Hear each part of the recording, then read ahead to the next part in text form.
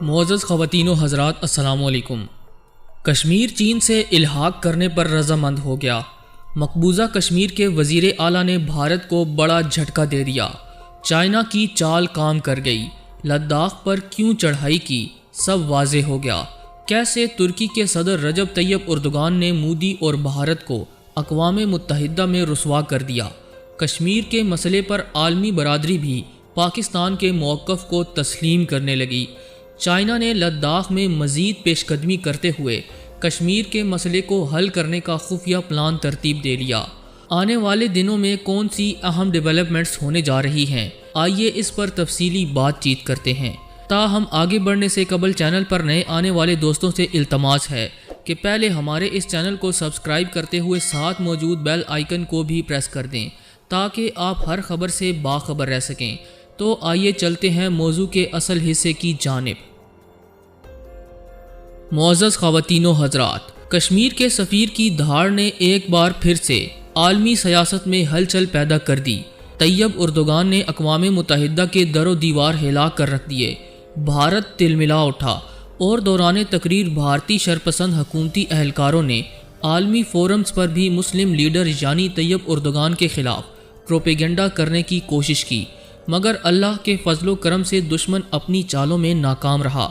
گزشتہ روز کی ایک اہم خبر کے مطابق ترک صدر رجب طیب اردوغان صاحب نے اقوام متحدہ کی جنرل اسمبلی کے سالانہ اجلاس میں ایک مرتبہ پھر مسئلہ کشمیر کے حوالے سے پاکستانی موقف کی بھرپور حمایت کی ہے۔ انہوں نے اقوام متحدہ کے 193 رکن ممالک کے اجتماع سے خطاب کرتے ہوئے کہا کہ اگر جنوبی ایشیا میں امن و استحکام برقرار رکھنا ہے تو مسئلہ کشمیر کو حل کرنا ہوگا۔ کشمیر آج بھی ایک سلگتا ہوا مسئلہ ہے۔ اس مسئلے کو اقوام متحدہ کی قرارداد اور کشمیری عوام کی امنگوں کے مطابق حل کرنے کی ضرورت ہے۔ اپنے آن لائن خطاب میں ترک صدر کا کہنا تھا کہ ایک برس قبل کشمیر کی خصوصی آئینی حیثیت ختم کرنے سے یہ مسئلہ مزید پیچیدہ ہو گیا ہے۔ ترک صدر کا یہ بیان ایسے وقت میں سامنے آیا جب پاکستان اور ترکی خارجہ پالیسی کے حوالے سے ایک دوسرے کے قریب آتے جا رہے ہیں۔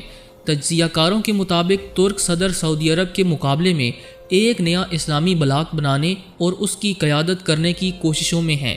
ترک صدر کے اس بیان کے بعد بھارت کی طرف سے شدید رد عمل سامنے آیا ہے۔ اقوام متحدہ میں بھارت کے مستقل مندوب TS تیرومورتی نے کہا ہے کہ ترکی کو دوسرے ممالک کی خود مختاری کا احترام کرنا سیکھنا چاہیے۔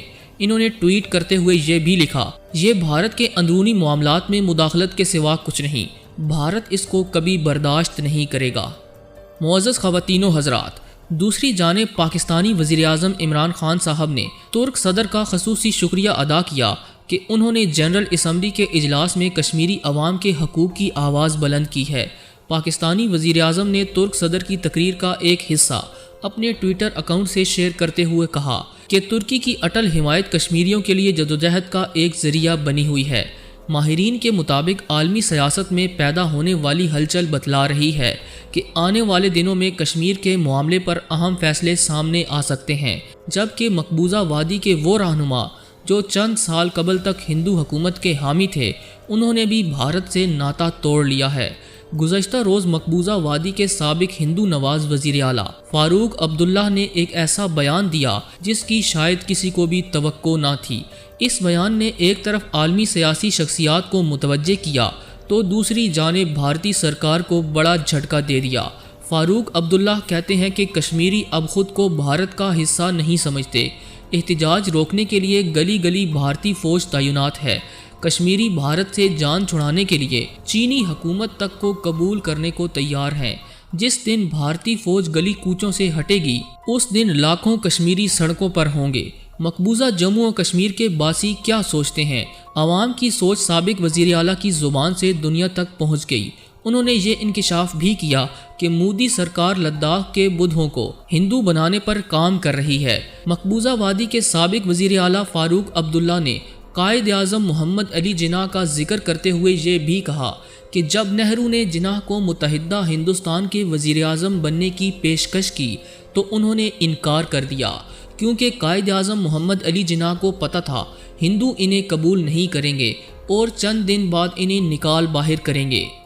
معزز دوستو، اسی قسم کے کئی بیانات اس وقت کشمیری قیادت کی جانب سے منظر عام پر آ رہے ہیں اور کہا جا رہا ہے کہ جلد ہی مقبوضہ وادی کے حوالے سے اہم اعلانات سننے میں آ سکتے ہیں، جس کی بڑی وجہ پاکستانی قیادت کی بہترین سفارتکاری اور ترک صدر رجب طیب اردوغان کی کشمیر پالیسی ہے، جبکہ چائنا نے جو پلان پاکستان کے ساتھ مل کر کشمیر کے لیے ترتیب دیا تھا اس نے بھارت کو گھٹنے ٹیکنے پر مجبور کر دیا ہے، اور اسی حکمت عملی نے کشمیریوں کو حوصلہ بھی بخشا ہے، جس کے بعد کشمیریوں نے چین سے الحاق کا فیصلہ کیا۔ دوسری جانب ایشیا کی دو جوہری طاقتیں لائن آف ایکچوئل کنٹرول یعنی LAC پر ایک دوسرے کے آمنے سامنے ہیں۔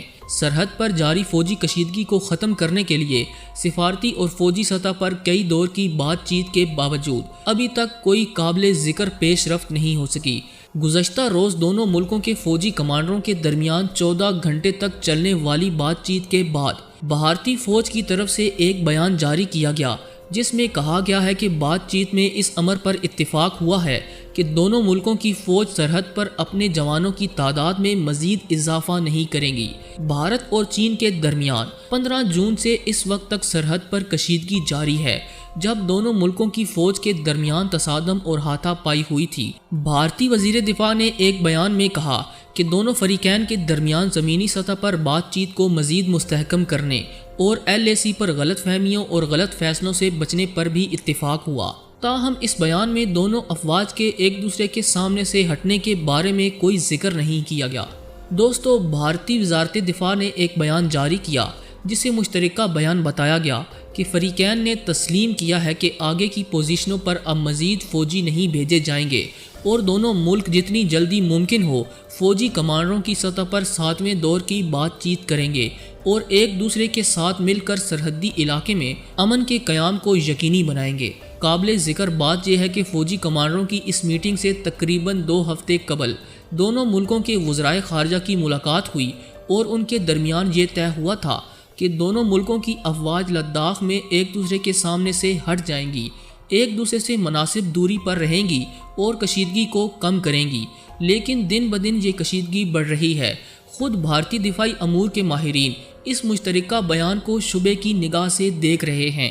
سابق بھارتی فوجی افسر سشانت سنگھ نے ٹویٹر پر لکھا کہ بات چیت کے پہلے 5 دور کے بعد بھارت نے اس طرح کا کوئی بھی بیان اس لیے جاری نہیں کیا تھا کیونکہ بھارت اس طرح کے بیانات کے مسودے سے متفق نہیں تھا، اور اس بیان سے ایسا لگتا ہے کہ بھارت نے نئی موجودہ صورتحال کو تسلیم کر لیا ہے، جبکہ اطلاع یہ بھی ہے کہ آنے والے دنوں میں چین بھارت کی مزید ریاستوں پر قابض ہونے کی تیاریاں مکمل کر چکا ہے اور اب کی بار بڑا حملہ کر کے بھارت کو بے بس کیا جائے گا۔ سوال یہ ہے کہ کیا بھارتی حکومت اور فوج اپنے ملک کو بچانے کے لیے چین سے جنگ لڑے گی؟ مودی کیا حکمت عملی اختیار کرے گا؟ اس حوالے سے کچھ کہنا قبل از وقت ہوگا، لیکن حالات بتلا رہے ہیں کہ مودی کا کڑا وقت شروع ہو چکا ہے۔ دوستو، آپ کی رائے کیا کہتی ہے؟ کمنٹ سیکشن میں ہمیں لازمی آگاہ کیجیے گا، اور اگر آج کی یہ ویڈیو آپ کو پسند آئی ہے تو اسے لائک کرتے ہوئے دیگر دوستوں سے شیئر بھی کیجیے گا۔ آج کی ویڈیو میں بس اتنا ہی۔ اگلی ویڈیو تک کے لیے اللہ نگہبان۔